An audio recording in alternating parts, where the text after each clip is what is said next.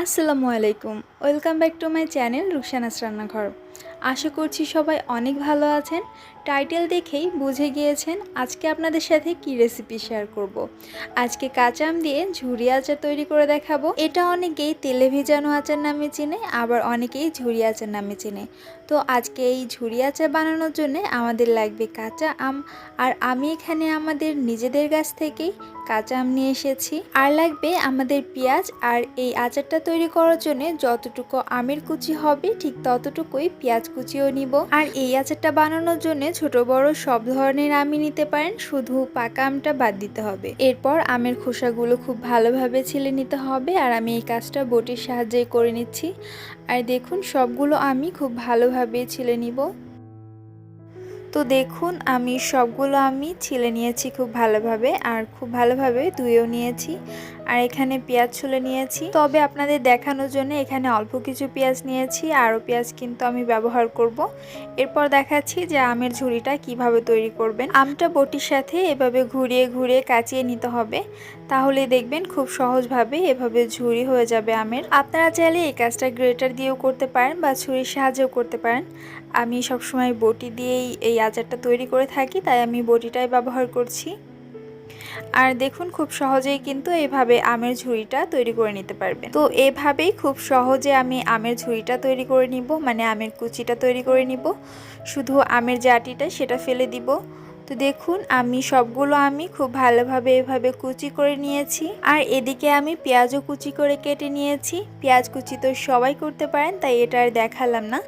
আম কুচিটা ঠিক যতটুকু নিয়েছি, দেখুন পেঁয়াজ কুচিও কিন্তু আমি ততটুকুই নিয়েছি, তাহলে এই ঝুরি আচারটা খেতে ভীষণ ভালো লাগে।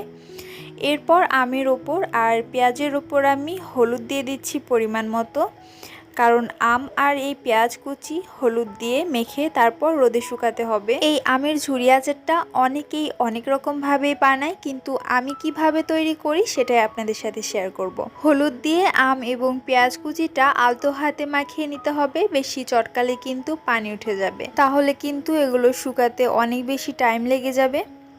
এখন এগুলো রোদে শুকাতে হবে, এর জন্য আমি এখানে বড় একটা ছড়ানো প্লেট নিয়েছি।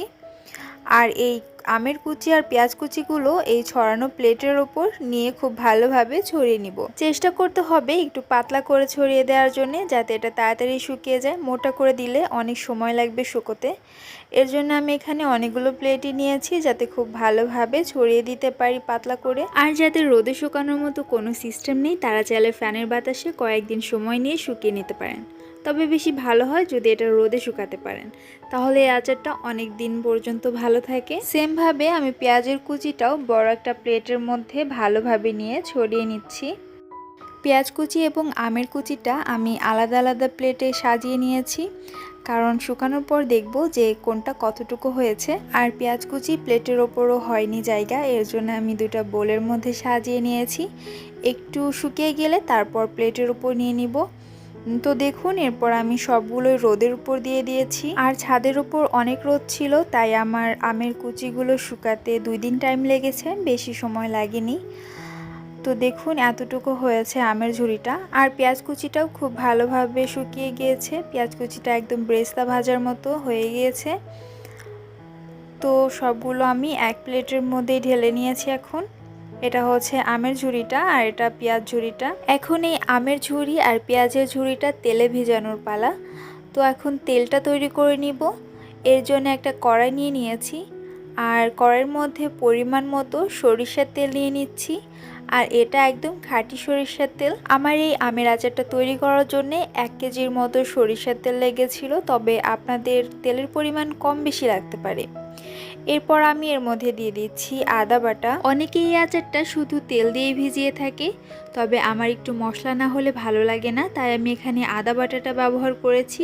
আর দিয়ে দিব সরিষা বাটা। আপনারা চাইলে এখানে লাল সরিষা বা সাদা সরিষা যেটা পছন্দ সেটাই ব্যবহার করতে পারেন। খাঁটি সরিষার তেলের মধ্যে আবার সরিষা বাটা দেওয়ার পর পুরো বাড়ি একদম ঘ্রাণে ভরে গিয়েছিল, এত ভালো লাগছিল। এরপর আমি এর মধ্যে দিয়ে দিব কিছুটা এলাচ। আর এলাচের মুখগুলো একটু চিড়ে দিয়েছি, তবে এটা অপশনাল, আপনাদের পছন্দ হলে দিতে পারেন, আবার বাদও দিতে পারেন। এখন দিয়ে দিব পরিমাণ মতো লবণ, যেহেতু আগে থেকে লবণ ব্যবহার করিনি তাই একটু পরিমাণ বুঝে লবণটা দিয়ে নিতে হবে। এরপর কিছু শুকনো মশলা অ্যাড করব। দিয়ে দিচ্ছি ধনিয়া গুঁড়া, সামান্য মরিচের গুঁড়া, সব কিছুই সামান্য পরিমাণে দিয়েছি। এরপর নেড়েচেড়ে সব কিছু ভালোভাবে মিশিয়ে নিব। তবে তেলটা বেশি জাল করব না, তাহলে তেলের ঘ্রাণটা কিন্তু একদমই নষ্ট হয়ে যাবে। এ পর্যায়ে আমি 2 চামচ মতো চিনি ব্যবহার করছি।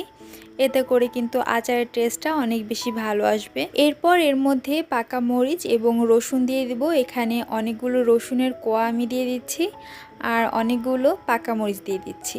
মরিচ এবং রসুনের কোয়া দেওয়ার ফলে এই আচারের টেস্টটা দ্বিগুণ বেড়ে যাবে।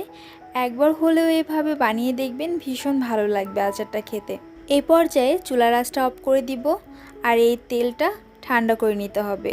একদম কাঁচা তেল দেওয়া যাবে না, এর জন্য তেলটা একটু জাল করে নিয়ে তারপর সেই তেলটা ঠান্ডা করে তারপর এই আচারে ব্যবহার করতে হবে। তো কিছুক্ষণ এইভাবেই রেখে তেলটা ঠান্ডা করে নিয়েছি আর আমার এই তেলটা এখন কুসুম গরম আছে। আর এই পর্যায়ে সেই আম এবং পেঁয়াজের কুচিগুলো দিয়ে দিতে হবে। যেহেতু আমি একটু মশলা ব্যবহার করেছি, তার জন্যে কড়াইয়ের মধ্যে আম এবং পেঁয়াজের কুচিটা দিয়ে দিচ্ছি আর নেড়েচেড়ে ভালোভাবে মশলাটা আম আর পেঁয়াজের কুচির সাথে মিশিয়ে দিব। তা না হলে দেখা যাবে যে মশলাটা ভালো মতো মিশবে না। এর জন্যে আগে একটু মিশিয়ে তারপর আমি এটা কাচের জার বা একটা বয়মের মধ্যে রাখছি। আর আমি এখানে একটা কাচের বয়ম নিয়ে নিয়েছি। এখন এই কাচের বয়মের মধ্যে আচারটা ভরে নিব আর খেয়াল রাখতে হবে কাচের বয়মটা যেন ভেজা না থাকে বা এই আচারের মধ্যে যেন কোনোভাবেই পানি না যায়। পানি গেলে কিন্তু আচারটা বেশি দিন ভালো থাকবে না, নষ্ট হয়ে যাবে। তাই মাঝে মধ্যে একটু রোদে দিতে হবে, তাহলে আচারটা অনেক দিন পর্যন্ত খেতে পারবেন, মানে ভালো থাকবে অনেক দিন পর্যন্ত। আর যত রোদে দিবেন ততই দেখবেন আচারের টেস্টটা দ্বিগুণ বাড়ছে, মানে তেলের মধ্যে আচারটা কিন্তু মস্তে থাকবে আর আচারের টেস্টটাও দ্বিগুণ বাড়তে থাকবে। তো দেখুন মজাদার কাঁচা আমের ঝুরি আচারটা একদম তৈরি হয়ে গিয়েছে। এই আচারটা সাধারণত খিচুড়ির সাথে খেতে বা ডাল ভাতের সাথে খেতে ভীষণ মজা লাগে। আর আমাদের বাসার সবাই এই আচারটা খেতে খুবই পছন্দ করে, বিশেষ করে খিচুড়ির সাথে এই আচারটা একটু বেশিই ভালো লাগে। এই আচারটা বানানো একদমই সহজ, তাই রেসিপিটি ফলো করে আপনারাও বাসায় ঝটপট বানিয়ে ফেলুন, দেখবেন আপনাদের বাসার সবাইও খুব পছন্দ করবে।